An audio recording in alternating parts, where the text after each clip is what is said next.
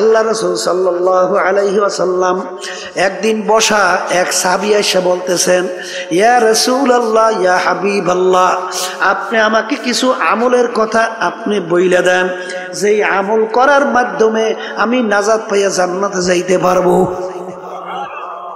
তাহলে বোঝা গেল সাহাবীর আগেই সে ঈমানদার ছিল, ঈমান আনছিল। কথা ঠিক? আল্লাহ রাসূল সাল্লাল্লাহু আলাইহি ওয়াসাল্লাম তাকে নামাজ সহ বিভিন্ন আমলের কথা বাতাইলেন। সাহাবী বলতেছেন, ইয়া রাসূলুল্লাহ, ইয়া হাবিবাল্লাহ, আপনি সাক্ষী থাকেন, আপনি যেইভাবে আমাকে বলছেন আমি হুবাহু এইভাবেই পালন করব, একটু বাড়াবো না, একটু কমাবো না। যখন এই কথা বললে আল্লাহর বান্দারা না করলো, আল্লাহ রাসূল সাহাবায়ে কিরামদেরকে বললেন, তোমরা যদি বেহেশতি লোক দেখতে চাও তাকে ইঙ্গিত করিয়া বললেন তাকে দেইখা না। আল্লাহ রাসূল সাল্লাল্লাহু আলাইহি ওয়াসাল্লামের সে বড় পীর আছে কে? কেউ আসবে? ছিল না, আসবেও না। আল্লাহ রাসূল সাল্লাল্লাহু আলাইহি ওয়াসাল্লাম একটা সংক্ষেপ একটা উদাহরণ দিয়ে বুঝবেন। তার কলিজার টুকরা সন্তান ফাতেমা রাদিয়াল্লাহু তাআলা আনহা দুনিয়ায় থাকা অবস্থায় আল্লাহ রাসূল সাল্লাল্লাহু আলাইহি ওয়াসাল্লাম তাকে আঙ্গুল ইশারা করে ইঙ্গিত দিয়ে বলছিলেন, ইয়া ফাতেমা তুনকিজি নাফসাকি মিনান নার, হে ফাতেমা, দুনিয়ায় থাকা অবস্থায় নিজে আমল করো, জাহান্নামের আগুন থেকে বাঁচো, এরপরে অন্ধকার কবরে যাই এসো। ফাতেমা, তুমি যদি কবরে যাই এই পরিচয় দাও আমি আখিরি জামানার নবীর মেয়ে, আল্লাহ রাসূল সাল্লাল্লাহু আলাইহি ওয়াসাল্লাম বলেন, ফাতেমা এই পরিচয় কবরে কোনো কাজ হবে না। এই যে হাদিসটা আমি শুনাইছি, কি এটা কি আল্লাহ হাবিবের হাদিস না? কথা বলেন না কেন? আল্লাহর হাবিবের হাদিস যদি হয়, আল্লাহ রাসূল যদি তার মেয়ের ব্যাপারে কোনো নাজাতের গ্যারান্টি দিতে না পারে, এমন কোন বাবা আছে, এমন কোন পীর আছে? কথা বললেন?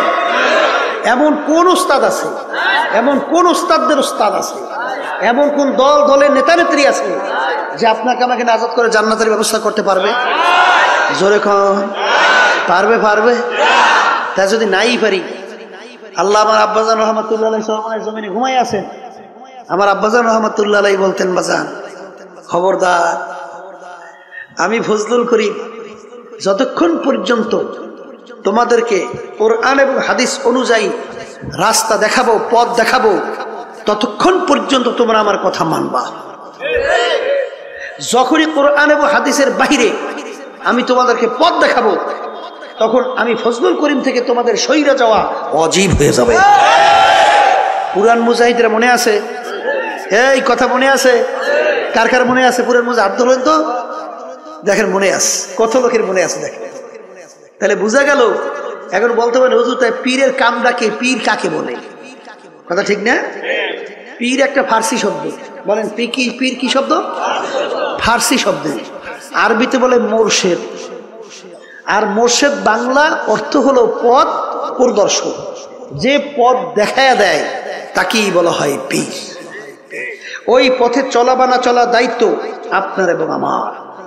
আর মানজিল মাকসুদে পৌঁছাবার মালিক হলো আল্লাহ। কথা ঠিক কিনা? তাই পীরের কাজ হলো কি? পথ দেখানো। ওই পথে চলা বা না চলার দায়িত্ব আপনার এবং আমার। মানজিল মাকসুদে পৌঁছাবার মালিক কি? কথা ঠিক না? এই যে আমার বাজানদেরকে বলবো, পর্দালে মা বোনদেরকে বলবো, আমি আগেই বলছিলাম যে এখানে অনেকে আসতে পারে নাই, দিনী আলোচনায় শোনার জন্য তাদের গুরুত্ব আসে নাই। না আসার কারণ কি? বুঝের অভাব। কিসের অভাব? এই এখন বুঝের অভাব। এখন বুঝবে কারা? বলেন যারা মানুষ, বলেন বুঝবে কারা? আর যারা মানুষের সুরাতে পশুর চেয়েও খারাপ, এরা কিন্তু বুঝবে না। বুঝবে? একটা উদাহরণ ধরে বুঝবে। এই আল্লাহর বান্দারা, আবু জাহাল নাম শুনছেন? উতবা সাহেব আবু লাহাবের নাম শুনছেন? আল্লাহ রাসূল সাল্লাল্লাহু আলাইহি ওয়াসাল্লামের পবিত্র জবান থেকে দ্বীনের দাওয়াত, আল্লাহ রাসূল সাল্লাল্লাহু আলাইহি ওয়াসাল্লামের থেকে অসংখ্য মুআজিজা প্রকাশ পাওয়ার পরেও তারা সৎ চক্ষে দেখা ওরা কি বুঝছিল? দিন গ্রহণ করছে, ঈমান আনছে? আনে তো নাই, বরঞ্চ ওদের বুঝটা সব উল্টা বুঝছে।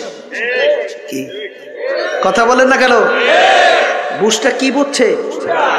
যেমন একটা ঘটনা আবু জাহেল জানেন, এই আবু কুবাইস যে পাহাড় আল্লাহর ঘরের পাশে, ঠিক না?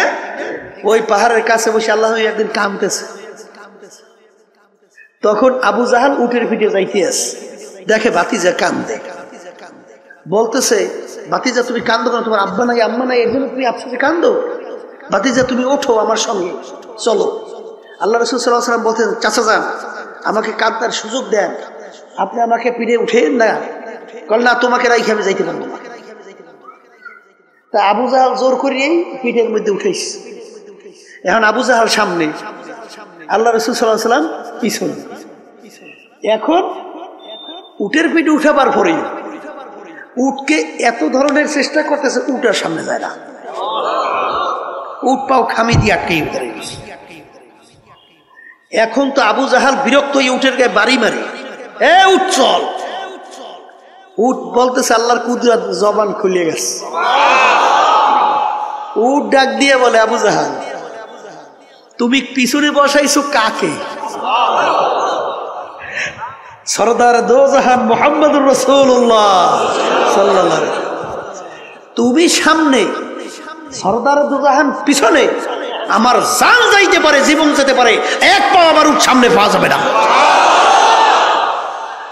তুমি মুহাম্মদকে সামনে আনো, নালে উঠ চলবে না।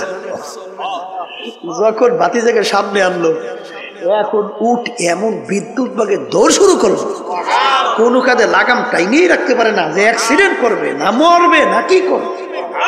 বলতেছে এত জোরে চলো, থাম। বলে কাজ হবে না, আমার যে কিসমত সরদারের দোসান আমার পিঠে উঠবে কোনোদিন আমি চিন্তা করি নাই, আজকে আমাকে কোনো থামাই রাখতে পারবে না। এই আবু জাহাল এই ঘটনা দেখার পরে মুত্তালিব তার কাছে যাইয়ে ভাতিজারে রাইখে বলতেছে, যে এই ছেলেটাকে সুন্দরভাবে দেখে শুনে আদর করিয়া রাইখে, আমাদের বংশের গৌরব হবে। সব দেখে শুনে বুঝা উঠে কথা বললো, আবু জাহেল শুনলো, কিন্তু ওর বুঝ কিন্তু আস্তে করে না একটু। ওর বুঝ হয়েছে, ওর বুঝ হয়েছে, কোনোদিন হবে না। শুধু তাই না, ওর সামনে চন্দ্র আল্লাহর হাবিব ইশারার মাধ্যমে 2 টুকরো করে ফেলাইছে, এবং হাতের ইশারায় চন্দ্র 2 টুকরাই মিললে চন্দ্র হয়ে গেছিল, কিন্তু ওর কিন্তু বুঝ হয় নাই। হাতের ভিতরে পাথর, পাথরের কথা বললে বলল যে আমরা হাতের ভিতরে 3টা পাথর, এই কথা বলার পরেও কিন্তু, দেখার পরেও কিন্তু আবু জাহেলের বুঝ হয় নাই। কথা বলেন না কেন? এইরকম এক শ্রেণী কিন্তু থাকবে, এদের কিন্তু বুঝ আসবেও না, হবেও না। জোরে বলেন কথা ঠিক কিনা? আল্লাহ রাব্বুল আলামিন কুরআন কারীমের ভিতরে বলছেন, এক শ্রেণী এরকম জাহেল আছে, এই যারা দেখাও দেখবে না, শুইনাও শুনবে না, বুঝাও বুঝবে না, উলাইকা কাল আনআম বাল হুম আদাল। আল্লাহ বলতেছেন এই শ্রেণীর মানুষগুলো চতুষ্পায় জানোয়ারের মতো। এরপর বলতেছে এর চেয়েও খারাপ। এরপর বলতেছেন শাররুল বারিয়া, কুত্তা শিয়াল শুয়োরের চেয়েও এক শ্রেণী আছে খারাপ। যত মাখলুকাত আল্লাহ সৃষ্টি করছেন এর ভিতরে সবচেয়ে 18,000 কম বেশি মাখলুকাতের ভিতরে নিকৃষ্ট জানোয়ারের নাম হলো শূকর। নিকৃষ্ট জানোয়ারের নাম কি? শূকরের নাম শোনেন নাই? এই আল্লাহর বান্দা, শূকরের চামড়া আপনি যত কায়দা দাবাগাত করেন, প্রসেস করেন, শূকরের চামড়া কোনোদিন পাক হয় না। কুকুরের চামড়াও কিন্তু আপনি দাবাগাত করার পরে, প্রসেস করার পরে পাক হয়, কিন্তু শূকরের চামড়া কিন্তু কোনোদিন পাক হয় না। আর একটা চামড়া আছে মানুষের চামড়া, শরীরে থাকলে পাক, বাহিরে গেলে না পাক। কথা বোঝেন? শূকরের চেয়েও এক শ্রেণীর মানুষ আছে কি খারাপ। কে বলছেন? জোরে কোন? শাররুল বারিয়া, কুত্তা শিয়াল শুয়োরের চেয়েও খারাপ। দেখাও দেখবে না, বুঝাও বুঝবে না, শুইনাও শুনবে না। এই শ্রেণীর মানুষগুলো কুত্তা শুয়ারের চেয়েও খারাপ। কথা ঠিক? এই জন্য আমার বাজানদেরকে বলবো, বোঝার জন্য আমি সংক্ষেপে দুই একটা আলোচনা করি। কোরআনুল কারীম আমাদের মাঝে এখনো আছে? মুখ খুলে কথা বললেন, নাহলে ভিতরে ঢুকবে কিভাবে? লক্ষ লক্ষ কিতাব, বই, পুস্তক। আল্লাহর বান্দারা আমাদের মাঝে আছে না নাই? আছে।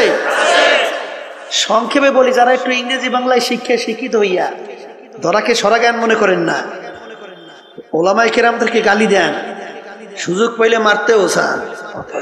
কথা বলেন না কেন?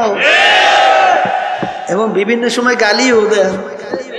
আবার মাঝে মধ্যে আরেকটু বাইরে বলে, ওলামায়ে কেরাম হুজুর সমাজের ফেজা বোঝা। জোরে বলেন নাউজুবিল্লাহ। আবার আরেকটু বাইরে কয়, হুজুরের এই দেশটারে খাইল। আছে না?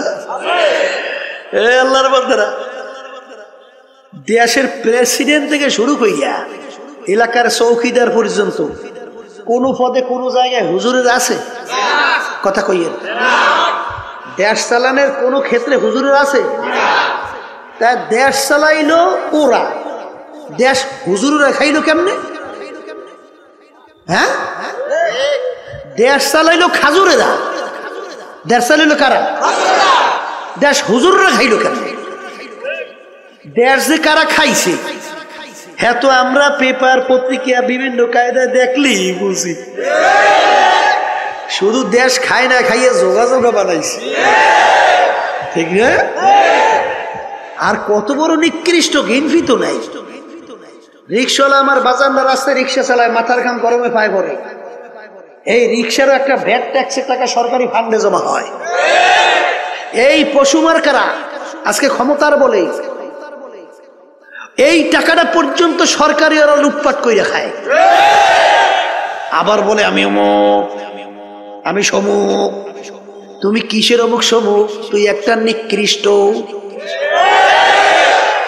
তোর সে নিকৃষ্ট দ্বিতীয় আর দুনিয়ায় থাকতে পারে না। মনে করো তুই অমুক টমুক সমুক, তুই আবু জাহিলের মতো। আবু জাহাল শব্দের অর্থ মূর্খের বাপ, মূর্খের বাপ শব্দের অর্থ কি? কোন বাপ তার সন্তানের নাম মূর্খের বাপ রাখে না। ইতিহাস পড়লে দেখবে যে তার উপাধি ছিল আবুল হেকাম, বুদ্ধিমানের বাপ। কিন্তু আল্লাহ এবং আল্লাহ রসুল তার উপাধি দিছে, কইতে পারেন না মূর্খের বাপ। কারণ কি? দুনিয়া স্থায়ী না ক্ষণস্থায়ী? আখেরাত। তাই যে ক্ষণস্থায়ী জিন্দেগির পিছনে পড়ে আখেরাতের স্থায়ী জিন্দেগি ধ্বংস করবে, সে জ্ঞানী না বোকা? এই বোকাদের নেতৃত্ব দেয় আবু জাহাল মার্কায়রা। এই জন্য আল্লাহ এবং আল্লাহ রসুল ওর নাম রাখছে আবু জাহাল, মূর্খের বাপ। ঠিক কিনা? ওর তো খবর নাই ও যে মূর্খের বাপ হইয়া ও যে আবু জাহাল মার্কা হইয়া রয়েছে, এ খবর ওর নাই। বলে কথা ঠিক কিনা? এই জন্য যারা মানুষ, আমি আগেই বলছি, ইল্লা মান আতাল্লাহ বিকলবিন সালিম। বাজান, চোখ, কান, নাক, হাত, অন্য অন্য অঙ্গ প্রত্যঙ্গ, এটা কি মানুষ বলে না? এটা কি মানুষ বলে? কথা কন না কা? যদি এইটাই মানুষ হইতো, দেখবেন সমাজের ভিতরে এক শ্রেণী মানুষ ওর অত্যাচারে, ওর আচার আচরণে, এই ওর বিভিন্ন জুলুমে মানুষ অতিষ্ঠ হইয়া এক পর্যায়ে মন্তব্য করে যে ওই লোকটা কুত্তার চেয়েও খারাপ। করে? আছে? আবার এক শ্রেণী মানুষ দেখবেন তাদের আচার আচরণ এত ভালো, তাদের ব্যবহার এত ভালো, মানুষ এক পর্যায়ে তাদের ব্যবহারে খুশি হইয়া মন্তব্য করে লোকটার চরিত্র ফেরেশতার মতো। আচ্ছা বলেন, যার ব্যাপারে বলছে কুত্তার চেয়ে খারাপ, ওর হাত কয়টা? আর যাকে বলছে ফেরেশতার মতো, ভালো করে বোঝেন, ভালো করে বোঝেন। এই যারে বলছে কুত্তার চেয়ে খারাপ, ওর পাও কয়টা? আর যাকে বলছে ফেরেশতার মতো, কোন অঙ্গ প্রত্যঙ্গে পার্থক্য কি আছে? তাহলে কোন জায়গায় যেন একটা পার্থক্য আছে? বলেন বলেন, কোন জায়গায় যেন একটু? সেই পার্থক্য হলো কলবের পার্থক্য। সবাই জোরে বলেন সুবহানাল্লাহ। কিসের পার্থক্য? এই বাজান। আর আল্লাহ রাব্বুল আলামিন এই যে কোরআনুল কারীমে আমি আয়াত শরীফ তেলাওয়াত করেছি, এই আয়াতের ভিতরে আল্লাহ রাব্বুল আলামিন বেহেশতে যাওয়ার জন্য শর্ত লাগাইছেন। কি শর্ত? যার কলব পরিচ্ছন্ন হবে, যার কলব সুস্থ হবে, যার কলব ভালো হবে, সেই একমাত্র আমার বেহেশতে জায়গা পাবে। আর যার কলব পরিচ্ছন্ন হবে না, যার কলব রোগাগ্রস্ত হবে, আল্লাহ রাব্বুল আলামিন বলছেন ওর জন্য হসপিটাল রাখলাম আমি জাহান্নাম। সবাই জোরে বলেন নাউযুবিল্লাহ। এখন আমার বাজানদেরকে বলবো, এই কলব পরিষ্কার না কইরা যদি কেউ আল্লাহর দরবারে হাজিরা দেন, বেহেশতে যাইতে পারবে? তাহলে আল্লাহর কালাম মিথ্যা হয়ে যায় না? কি জোরে কর না? হয় কি হয় না? এখন কলব পরিষ্কার করবেন কেমনে? কলবের রোগটা কি এইটা বোঝা লাগবে। এটা কি? এটা কি লাগবে? বাজার আপনার জ্বর হইয়া জিহ্বা নষ্ট হয়ে গেছে, যত ভালো খাদ্য আপনার সামনে নিয়ে আসা হোক না কেন, ওই খাদ্য কিন্তু আপনার কাছে ভালো লাগবে না। মুখের ভিতরে দেবে, বলবে কি খাদ্য নিয়ে আসছো? তিতা। কি? এই আল্লাহর বান্দারা, পর্দা আলে মা বোনেরা, এটা কি খাদ্যের দোষ না তোমার জিহ্বার দোষ? যদি তুমি ঘাউরমি কইরা বলো আমার জিহ্বা ভালো আছে, খাদ্য নষ্ট হয়ে গেছে, তখন তোমার কপালটা পড়ছে। কপালটা। আর যখন সবাই বলতেছে এ আল্লাহর বান্দা খাদ্য কিন্তু ভালো আছে, বা রোগ হইয়া নষ্ট হয়ে গেছে, তুমি এখনো কেন বসে আছো? যাও, তাড়াতাড়ি যাও, হসপিটালে ভর্তি হও, ডাক্তারের পরামর্শ নাও, প্রেসক্রিপশন অনুযায়ী ঔষধ খাওয়া শুরু করো। কি জোরে বলেন কথা ঠিক কিনা? যার কপাল ভালো সে কিন্তু বাজান ডাক্তারের কাছে যাইয়া পরামর্শ নেবে, আর যার কপাল খারাপ সে কিন্তু পরামর্শ নেবে না। ও কিন্তু ওই রোগ আক্রান্ত হইয়া হার্টে অ্যাটাক করে মারা যাওয়ার সম্ভাবনা। কথা ঠিক নেবে? ঠিক ঠিক বাজান। তোমার আমার কলব স্বচ্ছ ভালো আছে কিনা কিভাবে বুঝবা? এক শ্রেণী আমার বাজানরা যখন আজানের শব্দ শোনে, তখন সেই আল্লাহর বান্দা বান্দি পাগল হইয়া যায়। কিভাবে তাড়াতাড়ি ওযু কইরা প্রস্তুতি নিয়া মসজিদের ভিতরে দৌড়াইবে। জোরে বলেন কথা ঠিক কিনা? যখন লাগে ফজরের সময় মুয়াজ্জিন মসজিদের ভিতরে আজান দেয়, as-সালাতু খায়রুম মিনান নাওম, ঘুম হইতে নামাজ ভালো।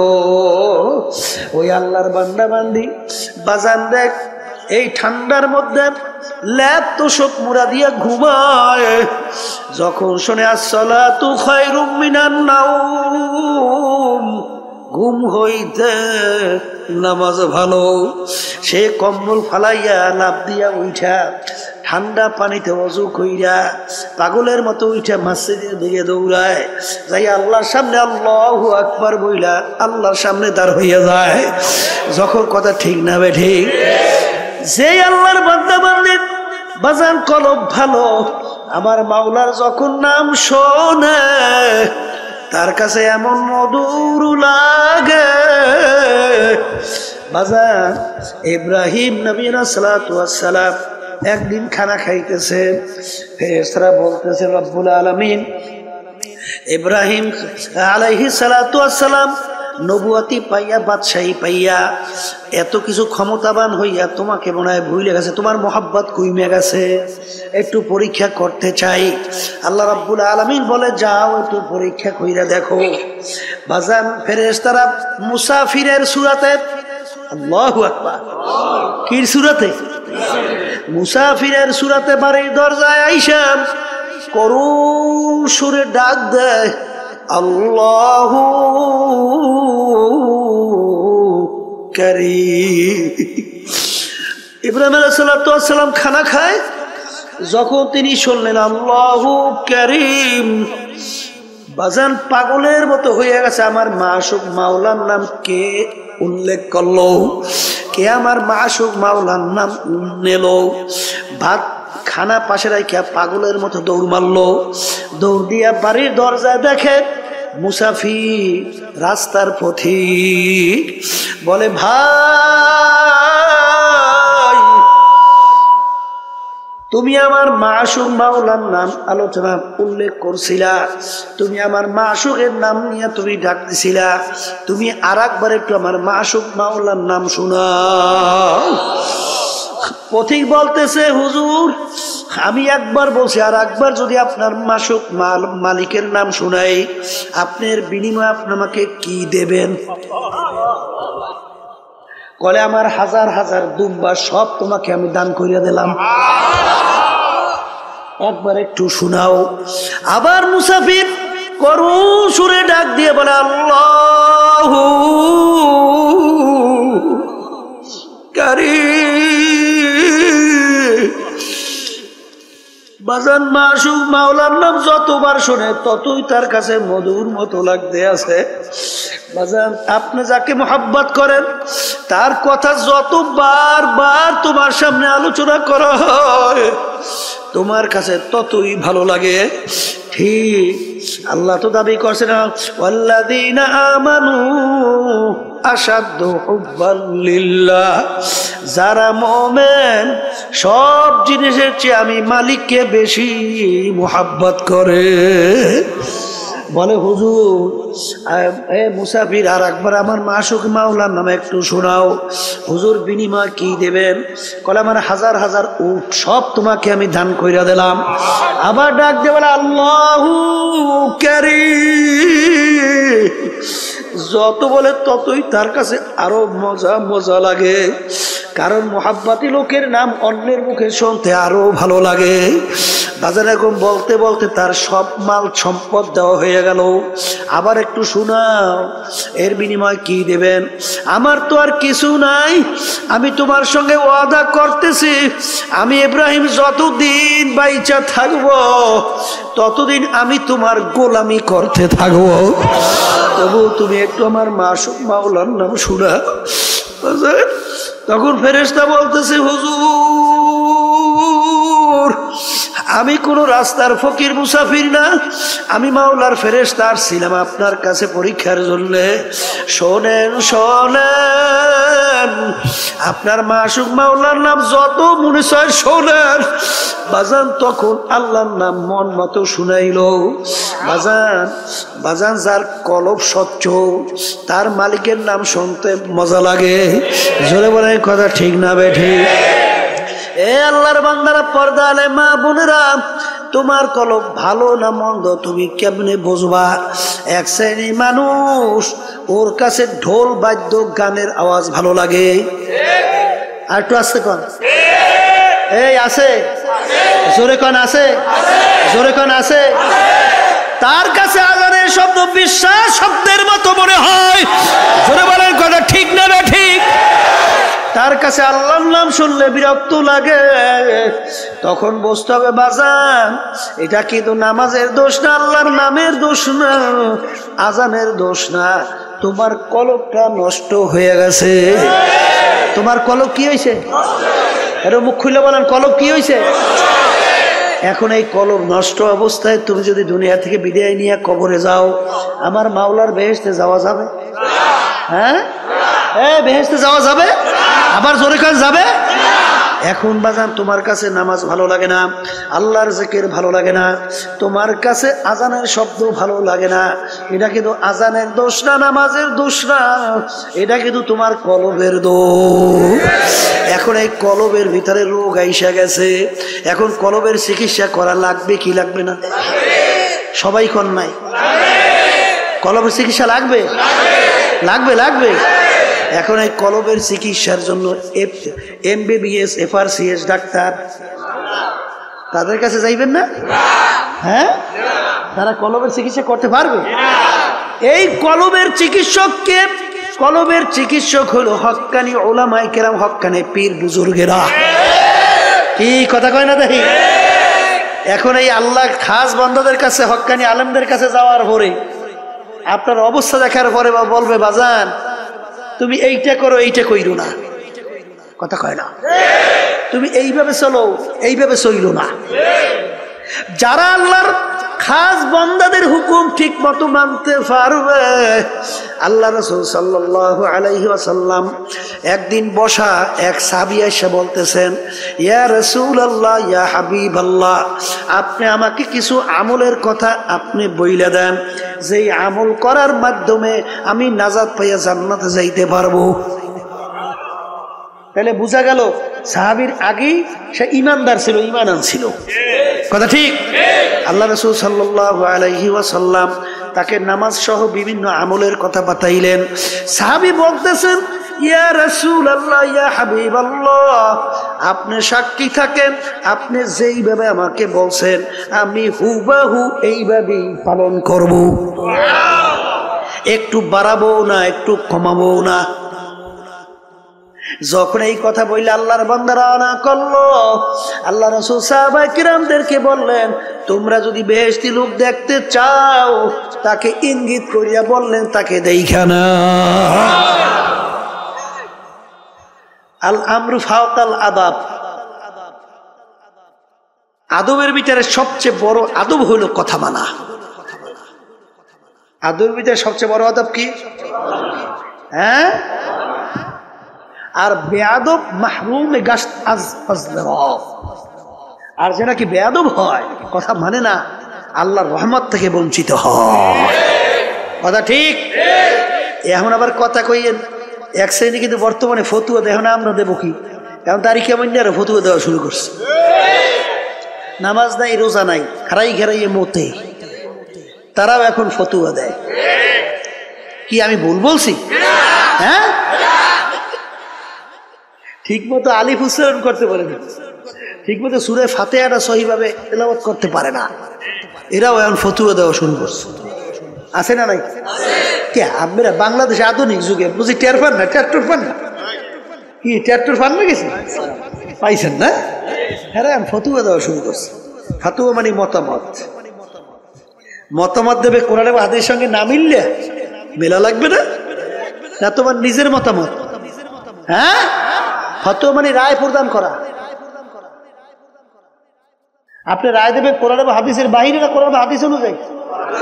হ্যাঁ, মেলা লাগবে না? না লাগবে না? বর্তমানে একদল ভাই এসে ফতোয়া দেয়। আল্লাহ মাফ করেন, আল্লাহ আপনি মাফ করে দেন। আল্লাহুম্মা আমিন। এই জন্য আমার বাজানদেরকে বলবো, বাজান আমাদের এই তরিকার নাম হলো চিশতিয়া সাবিরিয়া তরিকা। এই তরিকার 5টা ঔষধ আছে। আমার আব্বাজান দাদাজান বাজান চ্যালেঞ্জ করে বলতেন, বাজান তোমাদের সঙ্গে কোনো ঝগড়া নাই, মারামারি নাই, কাটাকাটি নাই, তোমরা কিছুদিন ঠিক মতো ঔষধ পালন করে দেখো, দেখবা তোমার আমার আগে নামাজ ভালো লাগতো না, এখন আজান দিলে আল্লাহর ফজল করবে, নামাজ পড়ার জন্য পাগল হইয়া যায়। আগে রোজা ভালো লাগতো না, এখন জীবন গেলেও রোজা ছাড়তে পারে না। আগে মিথ্যা কথায় অভ্যস্ত, এখন আল্লাহর ফজলে জীবন গেলেও মিথ্যা কথা বের হয় না। আগে বিভিন্ন জুলুমের ভিতরে লিপ্ত ছিল, এখন আল্লাহর ফজল করমে জুলুমের কাছেও যায় না। আপনাদের এলাকায় 2-1 নাই? এই 1 2 হাজার হাজার, কথা বলেন না? আর বাজানদেরকে বলবো, যদি আল্লাহর কুতুব চরমুনাইর এই তরিকার এই প্রেসক্রিপশন আপনার কাছে ভালো না লাগে, বাজান যে কোনো একজন হক্কানি আলেম, একজন হক্কানি পীর বুজুর্গ, একখানি বাজান সহি তরিকার উপরে কোরআন এবং হাদিস অনুযায়ী আপনাকে রাস্তা যারা বাতাইবে। আমাদের উদ্দেশ্য হইল কলবের রোগ সাইরা, চোখে পানি নিয়ে আল্লাহর হুকুম নবীর তরিকা অনুযায়ী চইলা, তারপর কলবকে স্বচ্ছ কইরা মাওলার দরবারে হাজির হওয়া। কি জোরে বলার কথা ঠিক কিনা? কলবের রোগের ভিতরে উল্লেখযোগ্য একটা রোগের নাম বলে হিংসা। হিংসা কাকে বলে? পরে উন্নতি দিকে সহ্য করতে না পারা, পরে উন্নতি দিকে সহ্য করতে না পারা, এইটার নাম কি? হিংসা। আর একটা রোগের নাম হলো তাকাব্বুরি। তাকাব্বুরি হলো সমস্ত এই রোগের মূলের ভিতরে মাথার রোগ হলো তাকাব্বুরি। মানে আমি ভালো, আমি বড়, আমি অমুকের চেয়ে ভালো, আমি অমুকের চেয়ে বড়। কথা ঠিক কিনা? একটা নম্বর রোগের নাম হইল হুব্বে যা হুব্বে মাল, মালের মহব্বত, সম্মানের মহব্বত। আছে? পদের মোহাব্বত আছে? কথা কন না কা? এই রোগগুলো অন্তর থেকে দূর করা লাগবে। কেমনে দূর করতে হইবে? এই যখন নাকি হক্কানে তরিকে আল্লাহর কুতুবদের কাছে যাবেন, তখন দেখবেন আল্লাহর ফজল করমে আপনাকে ঔষধ কোরআন এবং হাদিস অনুযায়ী বাতাইয়ে দেবে। আপনি পালন করলেই আল্লাহর ফজলে দেখবেন দিন আর দিন আপনার দিল আল্লাহর ফজলে স্বচ্ছ হইতে থাকবে।